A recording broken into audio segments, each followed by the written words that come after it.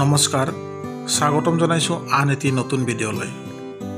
1 নং প্ৰশ্ন, পৃথিৱীৰ দ্বিতীয় ডাঙৰ চাহ নিলম কেন্দ্ৰটো ক'ত অৱস্থিত? উত্তৰ গুৱাহাটী।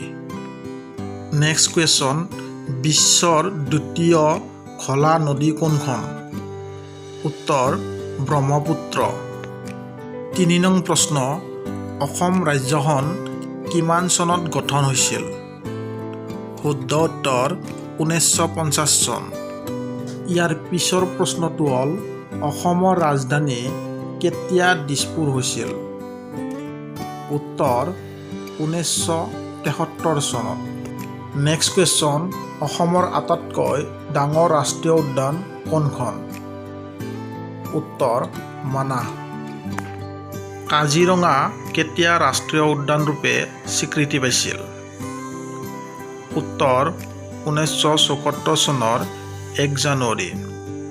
হয় বন্ধুসকল, 1974 চনৰ 1 জানুৱাৰীত কাজিৰঙাক ৰাষ্ট্ৰীয় উদ্যান ৰূপে স্বীকৃতি দিছিল।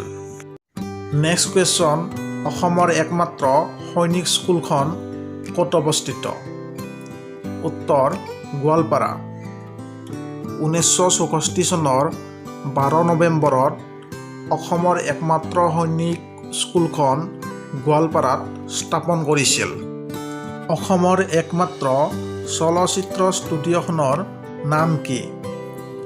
উত্তৰ জ্যোতি চিত্ৰবন।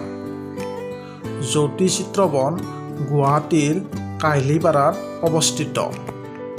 নেক্সট কুৱেশ্যনটো হ'ল, ভাৰতৰ বৰ্তমান জনসংখ্যা কিমান? উত্তৰ প্ৰায় 139 কোটি। ইয়াৰ পিছৰ প্ৰশ্নটো হ'ল, ভাৰতৰ বৰ্তমানৰ ৰাজ্যৰ সংখ্যা কিমান? উত্তৰ 28খন। যদি আপোনালোকৰ ভিডিঅ'টো ভাল লাগিছে, লাইক কমেণ্ট শ্বেয়াৰ কৰিব।